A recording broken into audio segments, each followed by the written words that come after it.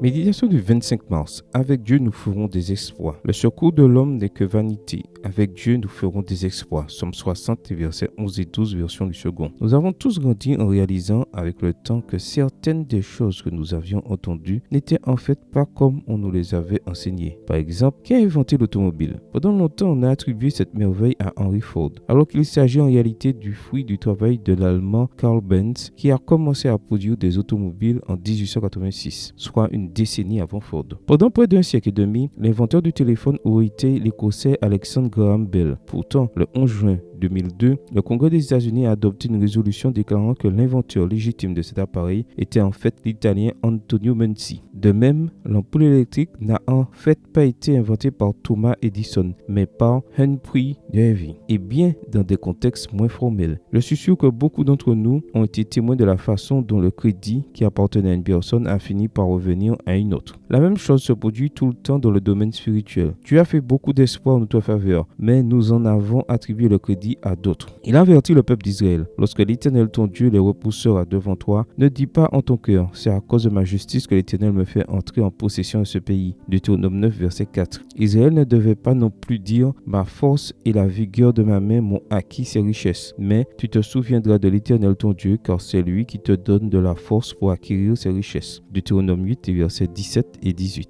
Les questions de Paul sont aujourd'hui plus pertinentes que jamais. Car qui est-ce qui te distingue? Qu'as-tu que tu n'aies reçu? Et si tu l'as reçu, pourquoi te glorifies-tu comme si tu ne l'avais pas reçu? 1 Corinthiens 4, verset 7. Ne continuons pas à attribuer aux autres ce que Dieu a fait dans nos vies. Ne croyons pas non plus n'avoir obtenu ce que nous avons qu'au fruit de la sueur de notre front. La Bible est claire. Si nous avons la terre, la richesse, la santé, c'est de Dieu que nous avons tout reçu. L'honneur et la gloire ne reviennent donc qu'à lui seul. Rappelons-nous toujours que, bien que le secours de l'homme ne soit que vanité, avec Dieu nous ferons des exploits. Nos victoires n'ont qu'un seul protagoniste, et ce n'est pas nous, mais notre Dieu merveilleux. Amen. Bonne journée à vous et que le Seigneur vous bénisse.